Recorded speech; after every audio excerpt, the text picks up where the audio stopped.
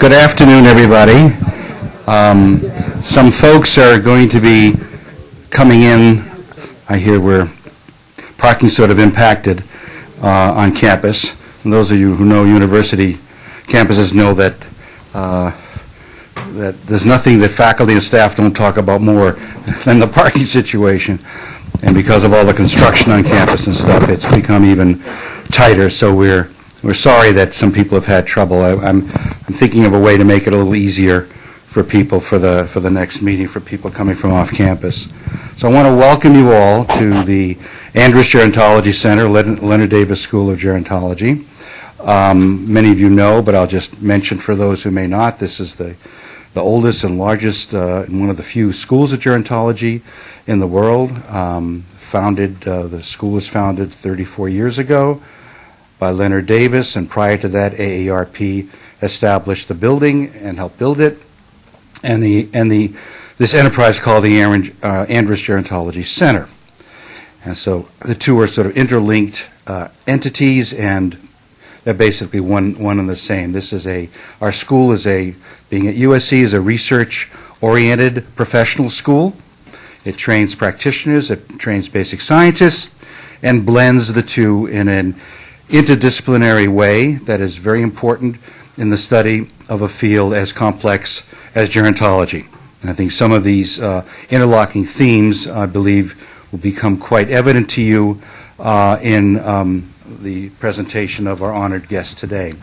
The nature of this lecture series, of which this is the third out of 6, we have another one next week, is that AARP is celebrating its 50th anniversary, as many of you know, and their board decided that it would be nice to have a lecture series somewhere in the country to help honor AARP, to help them celebrate, and happily they thought of us first as the best university location for their distinguished lecture series.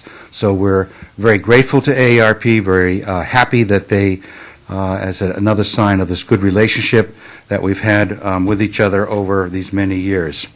It's a particular honor to have as our speaker today Dr. Robert Butler. The word icon is often overused, but it's absolutely appropriate in the present instance. The field of gerontology and the name and work of Robert Butler and ongoing work of Robert Butler are inseparable.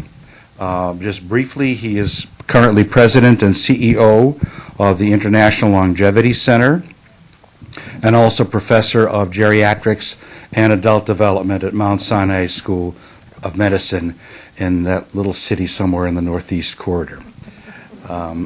He is a gerontologist and a psychiatrist. He's appeared in front of the U.S. Congress. He's conducted hundreds of interviews with the media. He's worked for decades to push population aging into the public discussion arena, which is very important. He's helped recognize discrimination against older adults. He coined the term ageism, and he foresaw early on the impact that aging would have on society, and some of those themes I know he'll be addressing in his presentation today. He is, to those in the field, perhaps best known and honored for being the founding director of the National Institute on Aging, one of the institutes of the National Institutes of Health. And he's founded the first, I believe this is correct, the first U.S. Department of Geriatrics at Mount Sinai. One of his books he'll be talking about today, Longevity Revolution, an earlier book, Why Survive Being Old in America, won him the Pulitzer Prize in 1976. Now, it's amazing to win a Pulitzer Prize anyway, but for an academic to win a Pulitzer Prize is particularly extraordinary because academics often write in somewhat abstruse fashion. I don't know whether we learned it or whether we're selected for it or whether being in a university setting does it to us. But I find it, as someone who tries to write clearly, I find it amazing that he won this prize. He's done so many other things, but this one personally for me is utterly fantastic. So he will be talking, ending around 1:45, and we'll have some Q&A, and then afterwards, around 1, We'll all, those of you who RSVP'd, be having a lunch in the patio. It'll be a little brisk out there, but it won't be wet because it'll at least be covered. So I hope you'll be warm enough eating out there. And well, I'll be trying to take him outside soon after 1 o'clock as possible. So having said these things, it's a great honor and privilege to introduce to you Dr. Robert Butler.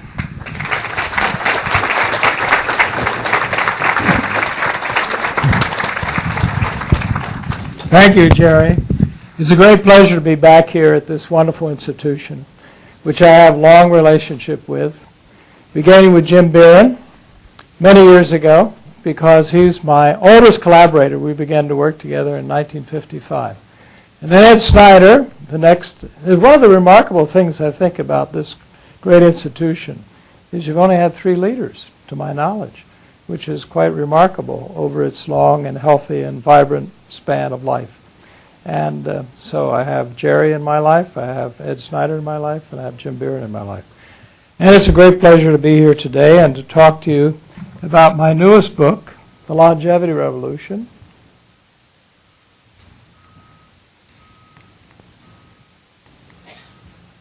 which I endeavor within it to summarize some 50 years of thinking about this field and to see if I could synthesize my own experience. And to look at it not just from the medical point of view, but the cultural, socioeconomic, and political perspective, and also to address an extraordinary paradox. That on the one hand, we have this great increase in life expectancy. At the same time, we have all the gloomy gusses who somehow don't think we can afford it.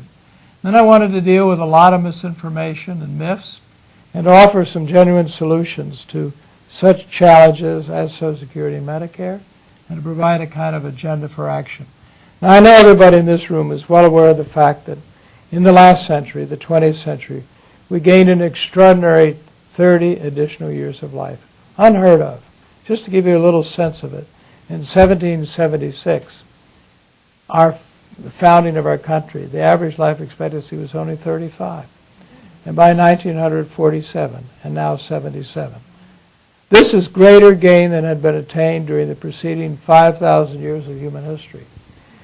And women finally began to outlive men, which appeared to be their natural disposition. But because of well, they deserve to also. They deserve to live long. But, they had childbirth fever and childbirth death. And then we've also had a decline of disabilities because we don't want to just live long, we also want to live well. So that means there's been an increase in quality of life.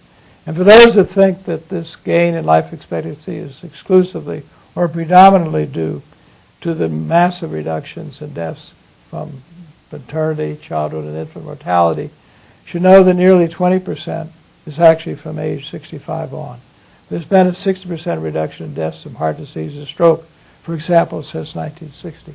Forgive my voice today, but California is cold and damp. The lady is a tramp. So we can't afford old people. They're only going to cause economic stagnation. They're going to lead to intergenerational conflicts. They are beset by chronic illness, particularly those over 65. We have this huge entitlements issue, and we're confronted with age prejudice. So I'm going to try to deal with a few of these ideas and to just pick upon a few topics that I selected from my book, those that I thought might be particularly provocative and interesting to you. One is the increasing realization on my part, now I've got my clinician's hat on, is that many of the diseases we think of as related to old age actually had their beginning early in life. And I don't just mean genetic. I mean also behavioral, lifestyle, and environment. For example, if we look at the early life history, genetic, environmental, behavioral, even low birth weight has been shown by Barker to be associated with heart disease. Then there are, of course, the polygenic disorders, survival, marvelous survival as a contribution to neonatology, but then also the lifelong exposures. But I particularly want to draw your attention to the remarkable views of Sir Peter Medawar, that aging itself is a function of the accumulation of deleterious genetic components throughout life. And the Gompertz curve, which we tend to forget about, which was the contribution of Benjamin Gompertz in 1825, a London actuary who described what he called the force of mortality, which has to do, as I like to think of it, as the outer manifestation of the molecular and biological changes that occur with aging. It predisposes to age and disease and reduce our defensive capabilities and our repair capabilities. Just two examples of diseases that we think of related primarily to old age, but which really are pediatric diseases. Tragically, whenever there's an autopsy done on a toddler in America, you're apt to already see atherosclerotic plaques. That is the fatty deposits that are associated with heart disease and stroke. And osteoporosis, we more and more realize that if young women, because it particularly affects older women more than men by about 85% to 15%, that if you've laid down your bone during pubescence and adolescence, banked your bone, unless you become alcoholic or smoke too much or other problems emerge, you're not likely to get osteoporosis. I said I wanted to give a scattering of various important topics that I think are neglected and not as much thought about. Most people think of suicide, they think of young people, as they should. It's horrifying. But to realize that although older people make up 12% of the population, they account for 25% of all the suicides, that the greatest suicide rate is among white men in their 80s, and that older people in general commit suicide at a greater rate than young people. It's very important to know that because as a clinician or as a family member, if an older person seems a bit depressed or whatever, it's something to be taken very seriously, especially among men, because when they decide to commit suicide, they're likely to do it with a gun in their mouth or whatever. They're very serious about it. They are not as apt to make actions, but more apt to actually have it happen. And then I wanted to bring to attention how little we understand about Social Security, which I think is the fault of the Democratic Party, out of which Social Security emerged, and a failure of the Social Security Administration. Most people think of it as a retirement program. It's not a retirement program. It's a program for survivors and disabled. 4 million children are covered under Social Security. The children of parents who lost their lives at 9/11 in New York are covered by Social Security.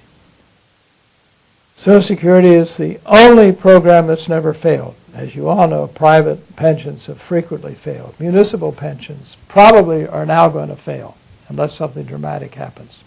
Social Security has always paid off. It's also inflation-proof. Very few pension systems that are. Social Security provides more life insurance and more disability insurance than the private insurance industry provides. These, I think, are important facts that we really should understand. Had we privatized Social Security several years ago, what would have happened today, especially with those who at 62 might have been deciding to get their Social Security, only to find that it being privatized, they not only have their 101ks that were once 401ks, but are going to have a Social Security system that's broke. Social Security, as our new president indicated during his campaign, is actually relatively easy to fix. If we were to move up the ceiling, and by the way, there's only one tax in America that has a ceiling, and that's the Social Security wage base. No other tax has a ceiling. The ceiling is now $102,000. If it were moved up to $150,000, that would only affect 6% of the population, more affluent people like me and others that might be in this room. And that would solve 60% of the solvency issue of Social Security. And then by working longer also makes a huge difference. Some years ago, in 1979 to be precise, Congressman Gephardt, Stockman, involving me in hearings in Washington in 1979, brought in Social Security actuaries, and it was quite amazing. Just having people remain in the workforce some months or a year longer meant more money in the system, less money out of the system. And we know from studies we did at NIH in the 1950s and 60s that people who work longer do better, live longer, and better. There's a value to having a purpose in life, something to get up for in the morning, something that makes a difference. Of course, we now are confronted with a huge economic downfall, And the question of discrimination in the workplace is going to emerge again because many older people are not going to be able to retire, or they would feel they were not going to be able to retire. So the retiring baby boomers is a huge issue. And it's a huge issue for some very practical reasons. Half of our nurses are going to be retired within the next 10 to 15 years. An aging society and a retirement of nurses, a shortage of nurses. And of course we have a looming shortage of primary care physicians. In our country, only 30% of doctors are in primary care compared to Europe, which runs 50%. There's some reasons for that, of course, I hasten to add. For example, an average medical student graduates with $140,000 worth of debt. The average graduate of a medical school in Europe had a free education, no charges at all for their medical education. So it's very tempting to join a procedural specialty to get $400 or $500 to do a colonoscopy, as opposed to maybe $100 spending an hour and a half with an older patient. So reality is present there. We also have a growing shortage, and will have in these next years with the impending retirement of the baby boomers, a reduction of executive and managerial talent, air controllers, atomic energy personnel. Now that data that I presented here is actually a little outdated because it was related to a conference which our center, the International Longevity Center, held with the Metropolitan Life Corporation, concerned about the impending retirement of baby boomers. And in the room in this major conference in Washington were all the big Fortune 500 companies. Now, of course, the situation is quite different in terms of what might be available and whether a lot of these people that would have retired will retire. But I think the biggest issue of all that confronts the country is really health care. I take that back. The biggest issue is the economic issue. But a subsidiary huge issue is health care. But most of the discussion has had only to do with financial aspects of the medical system. That's not enough. We need major structural reform.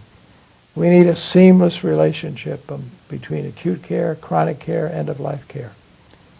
We really need to be aware of the lack of training of our workforce. For example, Great Britain, every medical school has a department of geriatrics. As Jerry pointed out, Mount Sinai was the first. We now have only 11 departments of geriatrics in 145 medical schools. 11 departments. The number of applicants for fellowships in geriatrics is declining, in part for the financial reasons I mentioned earlier. Great Britain, it's the second largest specialty, is geriatrics. So here we have an aging society, as I have said, and we have a declining availability of the people to take care of older people. But it not only applies to doctors and nurses, but I want to particularly point out the caregiving aspects. Those home health aides, wonderful people, often with big hearts, but poorly taken care of.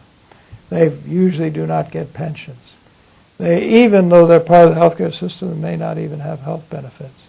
In New York City, the visiting nursing service gets $19.50 an hour for a home health aide who herself, and it's usually herself, gets $7.50 or $8.50, not the full $19.50. They are not well taken care of. And they're usually minority, they're usually poor, they're often immigrant women, and they are the essence of the idea that we want to stay at home for as long as possible. They're the essence of what's called aging in place. But if we don't have a properly trained and effective home health aide workforce, where are we? And in many states there's very modest certification. Some states, they barely check whether the individual has a criminal record. There's great need for outstanding training of these people to be able to recognize untoward drug reactions. In many states and jurisdictions, they cannot give drugs, and yet that's critical to the maintenance of the family with the mother or whatever off to work. They have very little career ladder opportunity. We have a significant grant from the Metropolitan Life Foundation where we're working with 24 community colleges to see if we can provide career ladder opportunities for these people to move up to become a CNA, a certified nurse assistant, or an LPN. Or maybe they'd like to become a radiology technician. But we've got to give them dignity, and we've got to give them a chance to grow because the retention of these people is not high. Now, the other side of it, of course, is if we begin to treat these people as we should, then the issue of affordability by the American family comes up. So I think we've got to have to face the music and to look overseas, to look to Germany, to look to Japan, where they have public long-term care systems of direct care paid for by government or through insurance funds. Not for-profit insurance funds, but non-for-profit insurance funds. We need to match the affordability issue for the American family, if they do want to remain at home for as long as possible, with a realistic treatment of the people that sustain the care. Third is hospitals and doctors do not get paid for providing health promotion and disease prevention. You make money on sickness. We don't have a healthcare system. We have a sickness system. So there's no real incentive, and certainly when doctors today have about 12 minutes per meeting with a patient, they're not going to be dealing with counseling with respect to alcohol or tobacco or whatever, or exercise. Chronic disease management was mentioned in the political campaign, and it's a huge issue because about 75% of all health costs relate to chronic disease, particularly with rising obesity, with diabetes, with heart disease, stroke, and other problems. Chronic disease is a huge, huge problem. We have about 24 million diabetics and twice as many pre-diabetics in the United States. We are now the heaviest nation in the world. And a few of us a few years ago wrote an article in the New England Journal of Medicine in which we predicted that as the present trends go, we could lose 3 to 5 years of that 30-year gain of life expectancy in the 21st century. And that this could be the first generation, the young generation, who live less long than their parents, losing ground because of the toxic food environment in which our children and ourselves live. And we have not devoted resources in recent times to research and development. There's been a 23% drop in support of the National Institutes of Health. And the average age of a scientific investigator supported by the NIH today is 41. And the average age of a new investigator, is 51. And of a new investigator is 42. We're killing young people's ability to go into science. It's a huge loss, one we can ill afford. I was very happy to see the stimulus package announced yesterday is going to include $3.5 billion for the National Institutes of Health. Very good news indeed. Not where it should be, because it should be higher, but it's a huge step from the reduction that we've experienced over the last few years. We also do not deal with drug safety in this country. We're so happy to push drugs rapidly on the market. And for reasons of compassion, I understand that. But on the other hand, on average, only 3,000 people are tested before a drug goes on the market. You need a 30,000 patient database to pick up liver toxicity, which is the main reason a drug gets withdrawn. We get into the Vioxx problems and other problems. We have many problems of drug reaction in this country. And one estimate from one meta-analysis, and you really should be shaken by this figure, that 100,000 people die every year from drugs. I'm not talking about a false administration, mistake in dosage. I'm talking about just dying from the use of a medication. 100,000 deaths per year. We do not have an adequate post-marketing surveillance system. It's based on reporting, and it's estimated that only about 10% get reported by families, by individual patients, or by doctors. And part of it is that people don't know the mode of action of how a drug works. Lipitor, for example, and the statins can cause serious muscle problems. But that wasn't understood right away. It took some time.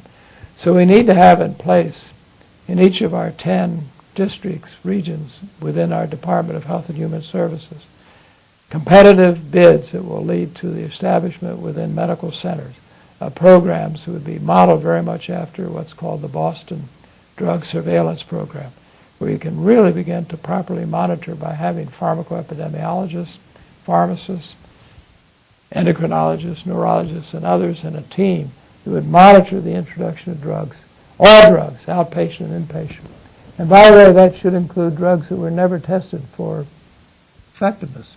Many drugs were only tested eventually for adverse reactions, but not for effectiveness. And we don't realize the drug goes on the market on a relative relationship between benefit and adverse reaction. It doesn't mean when a drug goes on the market that they're free of adverse reactions. It just refers to that ratio. And drug safety has not been a significant part of the present discussion.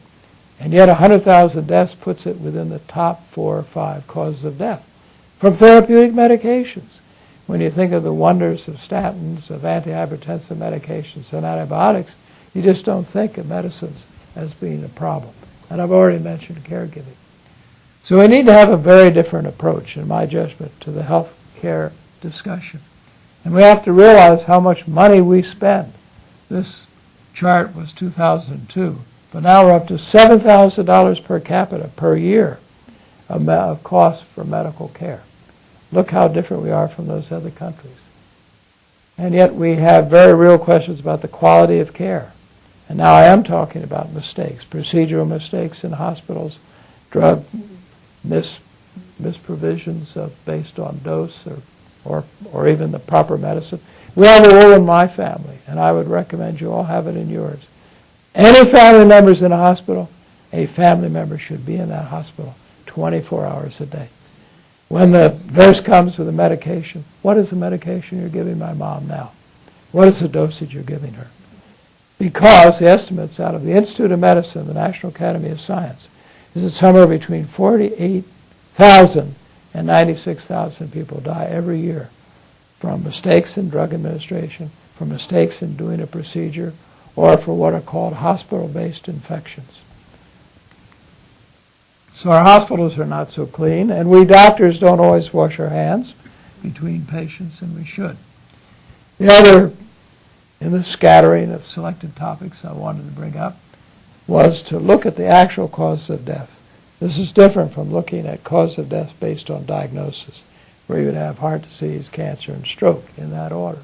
It's looking at the underlying basis for it. And to realize that although we've had a 50% reduction in smoking since the Surgeon General's report in 1964, we still have over 400,000 people who die related to smoking. It's the number one preventable cause of death in the world. Butler, former Prime Minister of Norway and former head of the WHO, helped negotiate a treaty, worldwide treaty, to deal with tobacco because it is the number one preventable cause of death throughout the world, not just the United States. I won't go into the poor diet and activity. I think you all know that very well. But I would like to stress the problem of alcohol in this country, which is a very neglected topic. We have about 16 million hardcore alcoholics in the United States. 1 out of every 4 American families is affected by alcohol. 20% of all highway fatalities are related to alcohol. Most abuse within families. If you're studying abuse within families, you really have to be studying alcohol. Alcohol is very primary in child abuse, spouse abuse, older abuse. A very serious problem. One of the reasons that the tobacco smoking was reduced pretty dramatically was not just education, but also taxation. That has not happened with the liquor industry. They have been so powerful. In fact, since the 1950s, there have only been 2 increases in liquor taxes. Liquor taxes used to be a significant part of federal revenues, not anymore. The liquor lobby is so powerful, but we're going to have to address it if we're serious about health promotion and disease prevention. Well, can we ever do anything when it comes to the health care? When you look and you realize it's the number one lobbying fund in the United States, beats out communication technology, beats out finance, beats out transportation, even beats out defense. Healthcare industry broadly defined as the health insurance industry, the commercial health insurance industry, the pharmaceutical industry.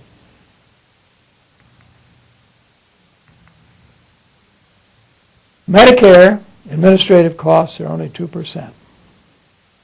Commercial health insurance costs about 20%. So that means 20 cents out of every dollar you think you're spending on health nationally is going to the commercial insurance industry.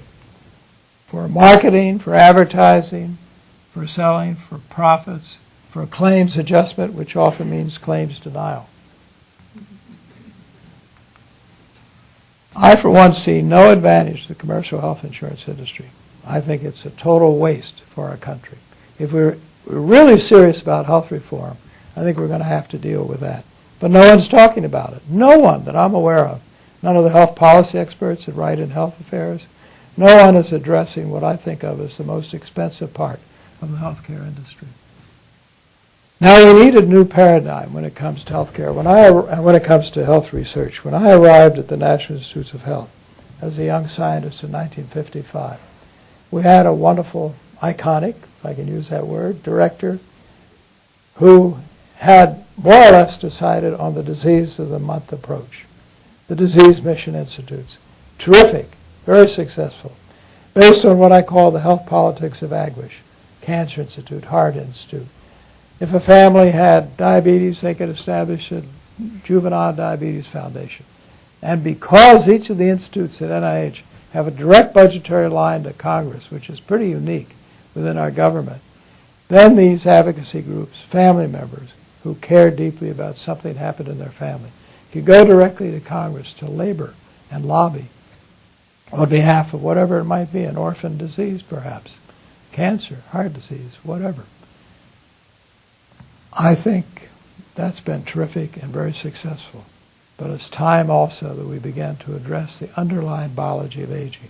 Why does 80% of all cancer occur after 60 years of age? What is it that happens at the molecular and cellular level that predisposes us to aging, disease, and death? So I think we need a new paradigm. And some of us have been writing about this. And I've listed 2 articles here, which we've addressed the issue. And what we would like to see happen is an extraordinary 1%, only 1% of Medicare devoted to the basic biology of aging. And we'd take as a base the year 2005. That would give us $3 billion of new money to go to the biology of aging and the interrelationship of aging and disease, and also a portion would have to go to infrastructure, animal resources, longitudinal studies, research, development, training. But that would be a huge jump, but a very new paradigm that would supplement, not replace, but would supplement the disease approach. So we could begin to understand why these diseases affect us during the course of the life cycle.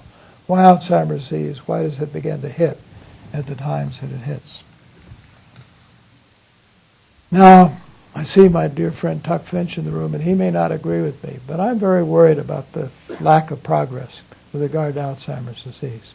Everyone's got so wedded to the amyloid hypothesis, although there's no direct relationship between the concentration of amyloid and the degree of intellectual impairment. Now, that might be explainable, but it does concern me. And when money gets tight at the NIH, from my experience there, study sections get very conservative. And so the Taoists, who are the people that think tau is important, and the Baptists, the people who think amyloid is important, are not as apt to hear a new cockamamie idea that might come down the pike. And that worries me, because while we may find success with some of the efforts now in the pharmaceutical companies to dissolve amyloid or to find ways to prevent its coming into place to begin with, supposing that's not the way it comes out, I think we need to have a richer portfolio of ideas and work in such a devastating condition. There's an estimate now that we have 4.5 million people with Alzheimer's. When the baby boomers reach Golden Pond, when it gets up to 2020, 2030, we could have between 14 and 16 million people with Alzheimer's disease if we do not make progress in either prevention or treatment. It's staggering to imagine. We only have 1.5 million people in nursing homes. We have 16,000 nursing homes. Where would we put 14 to 16 million people? How would we be able to afford it? We've got to have a major strategy. And by extension, I think it has to go beyond Alzheimer's disease. It has to include Parkinson's disease. as a clinician, having worked in nursing homes, there are many neurological conditions we don't even understand that patients have in these homes. So there's a whole world of neurodegeneration we must address. We had the Decade of the Brain, which was an important step in providing new resources for work in neurodegeneration and neuroscience. I think we need a century of the brain. I mean, it's so complex. It's the most complex organ in our body. How are we to understand schizophrenia, let alone dementia? We really need new and vitally important resources as a protection for the health and productivity of this nation. Now, I mentioned the issue, can we afford old age? And I just want to bring to your attention some very interesting work from economists of very diverse backgrounds.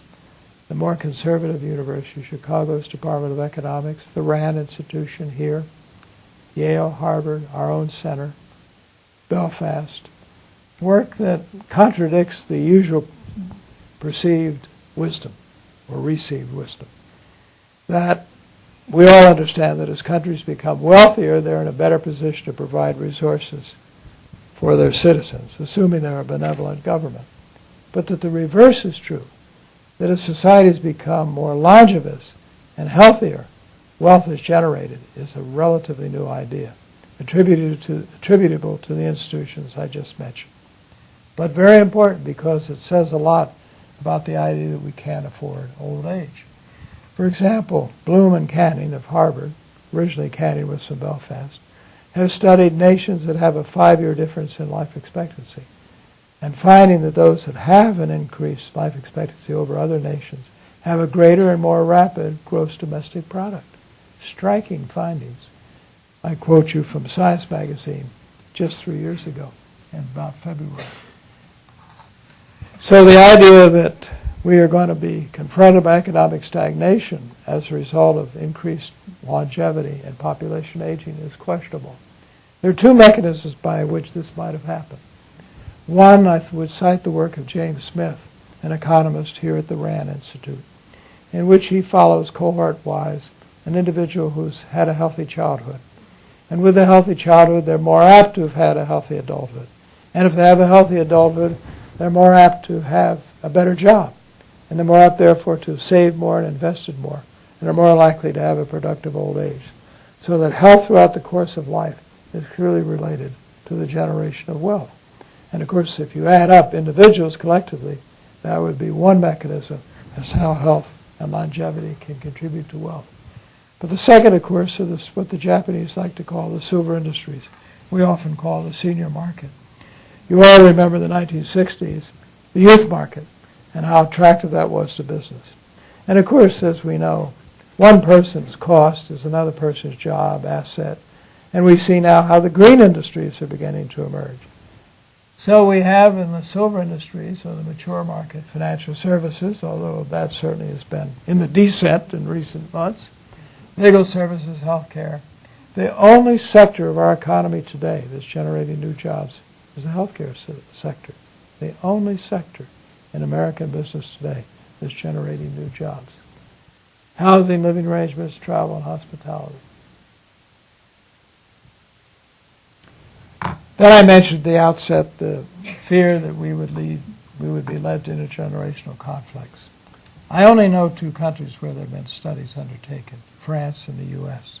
But in neither country has it been demonstrated that there are such hostile relations across the generations. I think we could make it happen if we push hard enough and write enough scandal stories about how children are being mistreated or whatever. But at least so far, most people are positive towards Social Security and Medicare for their older people in our society. Now, I personally think that Medicare, only being for older people, does kind of invite the possible problem because middle-aged younger people are left holding the bag. 50 million people without health insurance, and many more that can no longer afford the premiums. And many who've had to be forced into bankruptcy as a consequence of inadequate health care coverage. So it is a serious possibility, but at least so far, we don't have it happening. Well, let me conclude by saying that science is not going to stop. It's going to move on. we're going to have massive contributions from the world of genomics, gene-based medicine. That, by the way, will do a lot to answer that question of the deaths from drugs. Because if we're able to match a particular medication with a particular individual, we can dramatically reduce the deaths that come about as a result of the mismatch. There are some 80 antihypertensive medications on the market, for example. So while one might cause a problem with a particular patient, another one might not cause any problem at all. But we need to have pharmacogenomics or personalized medicine, which will come, I think, within the next 10 or 15 years, which will do a lot to deal with that problem. We're also going to have the advances of regenerative medicine. Here California has been in the lead in terms of the establishment of efforts to look at embryonic stem cell technology. But think of the possibilities of being able to replace BET cells, cells in the brain that are responsible for Parkinsonism. If we're able to deal with the pancreas and the loss of cells there that relate to diabetes, if we're able to replace retinal cells as a result of the number one cause of visual loss in older people, macular degeneration, if we're able to replace cells, tissues, and maybe even organs, what a dramatic difference it will be. So I think the 21st century, we're going to see dramatic changes and further increases of life. But I worry a lot about our baby boomers, 76 million strong. Before today's out, another 12,000 will turn 63. 2 years from now, they'll be getting Social Security. In 2025, they're going to make up 25% of all adults, 20% of the entire population, 1 out of every 5 Americans. They're not prepared. They're less prepared now than ever. Even before this down drop, only half had 401ks, and the half that did had on average $40,000 in their 401ks. Lord knows where they are now. We have not developed genetic medicine in the United States, so who's going to properly take care of people as they get older? We haven't developed the kind of living arrangements that would make it more feasible for people to really live at their own homes. Universal housing, for example, that John and I were discussing this morning. We are just not prepared. The baby boomers are not prepared. They're not healthy. We think of them as out there running and exercising and dieting. But the truth is, the reason we're the healthiest nation in the world is the baby boomers. All you have to do is go to the midsection of the country in the South, and you'll see it in a minute. You may not see it in California, you may not see it in New York, but you see it in mid-America, the huge weight and girth of Americans. And they're baby boomers. So they're not personally healthy either. And yet here they are, about to usher themselves into old age. So my summary thought is that we will get over it. I'm always an optimist. But at the same time, we have some sobering realities to confront, and in particular at the moment, the baby boomer generation, which I regard as a generation at risk. And I know that the Andrews Center is going to do a lot to help contribute to resolving the issues that confront them. Thank you very much.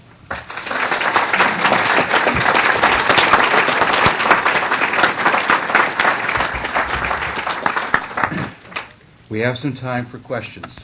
Did I do okay? Yep, 15 till. Right on target.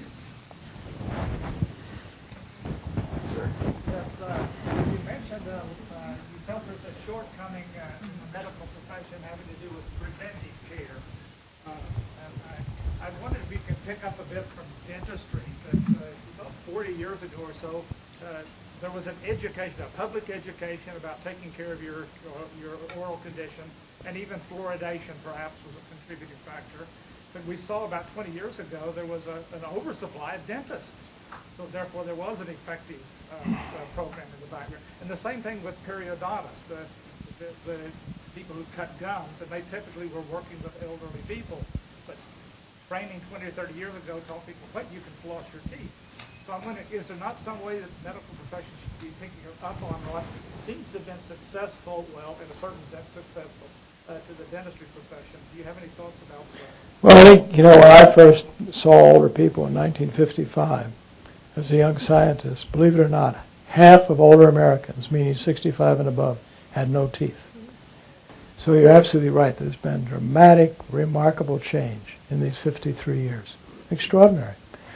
Dentistry deserves a lot of credit for it, and certainly periodontal disease is actually osteoporosis, but in the gums. So through research and better understanding osteoporosis, we could also make a difference. I think you're quite right. There must be some ways, I'm not sure I know exactly what they would be, to translate the history of dentistry and the great improvement in oral health in America and have that translate to the body as a whole. Would it be of help, this is suggested, in one's annual physical exam, let's say, that the doctor not be there trying to advise you of ways to prevent possible difficulties? Would that be a way to approach this? Well, you know, the annual physical's not necessarily our best means. And I think the doctor-patient relationship is too short now, about 12 minutes for each person. I think we need more public health approach to dealing with prevention and with health promotion. I mean, a really broad range. For example, we have 15,000 so-called senior centers in the United States. Many of these senior centers are not well attended. Many people don't even like the term senior center, and they won't go. And they're very passive in general. You can play bingo and so forth. They should be modernized and transformed. They should become vital health promotion disease prevention centers, teaching people how to do squats, for example, so that they have a strong quadriceps, which is the number one predictor of frailty in old age. And, you know, falls are the number 12 cause of death in this country among people over 65. We could make senior centers real centers of health promotion. We could also get people off their, you know what, and contributing to the community.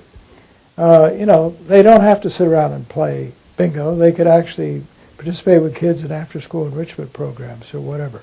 I think we really need to modernize. We have to modernize older people. We have to modernize senior centers. I was just going to suggest, it seems to me the conclusion from your talk is we should move that education to preschools and to get people started understanding the long-term. I was going to suggest we should move that education to preschool and get people understanding the long-term consequences of their lifetime choices, because an awful lot of what you describe, you can't reverse it at 65. You need to have prevented it at 25 and 35. The longer I've been in the field of aging, the more I think in life course terms, lifespan terms. So many of the issues of old age, as I mentioned in my comments, are related to the very beginnings of life itself. So we've got to help kids, and I think preschool is as good a time as any. How do we get them to not eat pizzas and hamburgers and French fries? That's a challenge for all of you.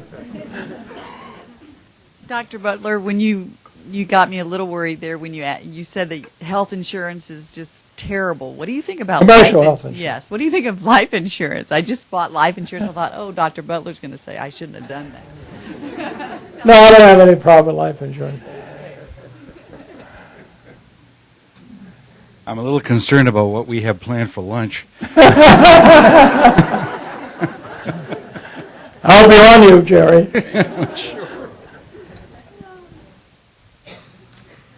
Dr. Butler, I'm a geriatric nurse trying to do my bit to prepare the healthcare workforce, but I'm very intrigued by some of these new models I see like the caring collaborative, also the emergence of housing alternatives. Dr. Pineus could probably speak to this more, but intentional communities where, for those of us who don't have children like myself, I think there is a promising future if we begin to think in innovative ways. I'm curious, am I too optimistic on this? Yes, I am. I'm very much struck by you're probably familiar with the Beacon Hill Village in Boston. And there are other programs. And as I mentioned, we should be doing something about the 15,000 senior centers. We should be doing something with the 5,000 naturally occurring retirement communities, or NORCs.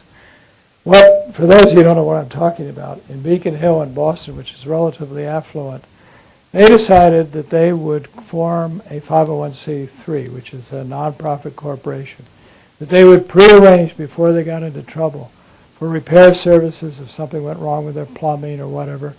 But they would also have medical services arranged ahead of time, home health aides, and so forth. And they even set up a fund if somebody ran out of money that would be able to provide some support for an individual member of their community. And now New Canaan, Connecticut, and many other places are adopting this kind of model, which I think is a very attractive model. And I like it because it's sort of spontaneous from the people, from below rather than imposed on top. And but there are also co-local housing. There are a whole lot of new imaginative ways of trying to create And John, of course, very interested as he should be in universal housing, although he was pointing out to me this morning that sadly there aren't any real major builders that are doing it yet. A little bit more in Europe, he said. But it would be wonderful if we built housing from the beginning that would fit our life course needs, not just at our younger age or whatever, but throughout life.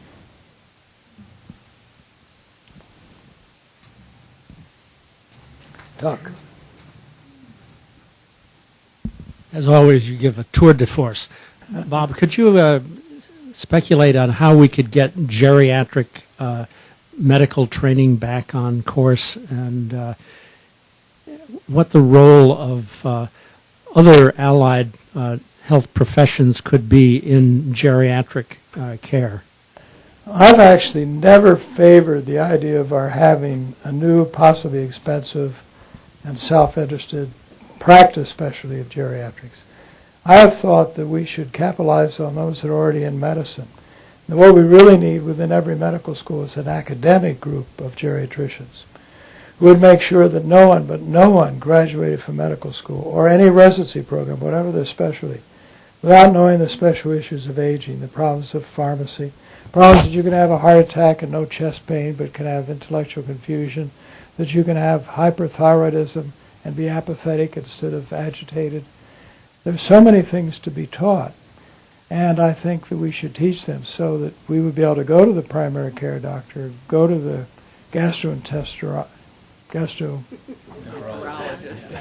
Gut guy. and know that they would know something about old age. So that's my view, and we do have in place in the United States under a section of our government, under the Public Health Service, called HRSA, which means the Health Resources and Services Administration. And they have a program called the Geriatric Academic Career Award, or GACA. And that would go a long way if built and was more generous to solving the problem. But it's very modest, and it's not able to really provide what we need. And what we ultimately need is about 10 academic teachers in every one of the 145 medical schools. That would only mean 1,450 doctors out of some 700,000 doctors in the country. And so I had my economists in my center. I should say something about what my center is, by the way. In my center, an economist who calculated an algorithm that I could bring to Congress, which I did. And the algorithm took into account a 16% loss because the person really didn't like geriatrics once they got into it, or they died, or whatever. And what we would need by 2022 to have in place 10 hardcore academic teachers in every one of the 145 medical schools. It wouldn't cost much. It's like a decimal point in our federal budget, about $22 to $26 million a year. That's all it would cost. The other choice would be Medicare itself, which does provide graduate medical education for all specialties, and not anything to speak of for geriatrics, ironically, even though Medicare presumably had something to do with older people. But it provides only 1-year fellowship. It should provide not only a 2-year fellowship, but an opportunity for academic career development so we could have in place those 10 people. That's not going to happen overnight. That's why I despair the boomers getting proper protection soon, because to have a teacher, they have to have their 3 years of internal medicine or their family practice. Then they have to have a 2-year fellowship in geriatrics. Then they have to have several years of academic teaching in order to really be qualified. Well, that's already 5 or 6 years on top of your medical school. And we're, just a few years away from when the baby boomers hit their maximum. So it's a problem, a real problem. And write your congressman, write Henry Waxman, whatever, and let's see what we can get accomplished. Following up on that, the other way to start looking at it, and it would be very difficult, I fully understand, but it also deals with your point earlier of the medical specialties being vastly differently reimbursed. Right. So one approach is for Medicare and Medicaid to stop doing that and to start reimbursing based on time, based on value, not just procedures. Now, I know how hard that would be, but on the other hand, if we don't ask for it at some point, we won't get it. You're right. I worked for what was called the Physician Payment Review Commission. I worked for Congress between 1985 and 1989. And that was our job, was to think through how we could alter reimbursements. And we had what was called the resource-based relative value scale. And the concept was that we would find ways to provide those who provide cognitive, evaluative, management aspects better than had been in the past, but it had to be done in a neutral, budget-neutral manner. So that meant we would have to cut the ophthalmologists, the surgeons. Well, believe me, everything we recommended didn't work because the specialty groups were down in Congress in a flash. So I think we got a modest cut in cataract extraction, but that's about all we accomplished. So I agree with you completely, but it's very, very tough to do. I don't know. I think, in retrospect, I wish I had suggested something like the British system, where at least they pay the geriatrician more for every additional 5 years of life. So in other words, you get a certain payment up to 65, then 65 to 69, then 70 to 74, because that also would preclude any shenanigans on the part of doctors, and they can undertake shenanigans too, in claiming they spent more time with the patient, whereas if it was more broad-brushed, you'd get X amount of dollars more for seeing older patients. That might help. But you're right, but I don't see an easy solution. We have time for one more question.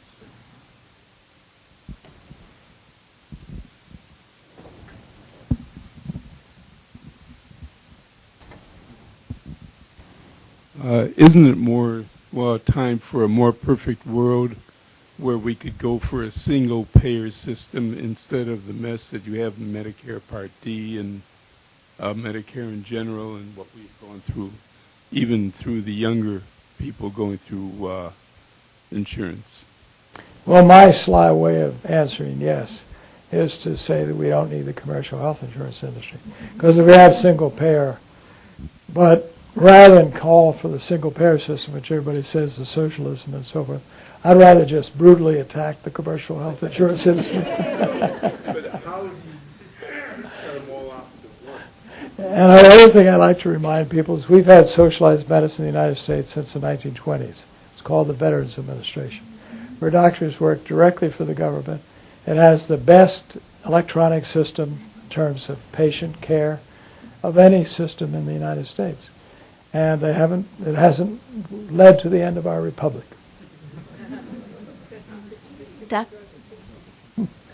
Dr. Butler, can you tell us a little bit about what your International Longevity Center is focusing on right now? Thank you. Yeah, I don't do a very good job promoting my own organization. We are endeavoring to address the huge problem of the impact of population aging and its implications upon society. We have 10 centers around the world, 4 in the developing world, University of Cape Town, South Africa, India, Argentina. In the developed world in France, Great Britain, Japan, Israel, the Netherlands. We are about to have Singapore, we think the Czech Republic. We're working with China and with Australia. I don't know how many more we want because we can get top-heavy. And that could be disadvantageous. Since we've gotten more courage recently, we actually charge kind of a franchise to join our club. And that makes it possible for us to hire a fabulous secretariat who helps organize symposia, research studies, and the like. So our objective, quite simply, as I said, is take a century to do. But how do we finance longevity? How do we now that we know people are living longer, how do we maintain their health and quality of life? And how do we overcome ageism or prejudice? Because at the heart of so much is prejudice. And the cousin of prejudice, denial, where we pretend we're not going to get old. And therefore we don't want to think about this other inconvenient truth, namely the reality of aging. One of the, before I thank Dr. Butler, to be shamelessly self-promoting for the school, but your comments, your response to Tuck's question with regard to geriatric medicine brings to mind, as a parent and as an educator and as right now dean of a school of gerontology, the idea of undergraduates not having exposure to lifespan development and aging in this period of time seems undesirable to me. And we try to encourage and reach out to the undergraduates at large at USC to understand the importance, both for scientific purposes, as it's intellectually fascinating, but also for practical and societal purposes, the merits of this kind of lifespan approach, as indeed well pointed out. It's not simply the study of older people, but forces and developmental processes over time. So that's sort of something that we talk about a lot among the faculty. So with that, if you'll pardon that brief commercial, with that I want to thank you most cordially, and those of you who pre-registered, whatever, invited to break some bread with us out in the courtyard. I hope it's not too cold out there. Thank you very much.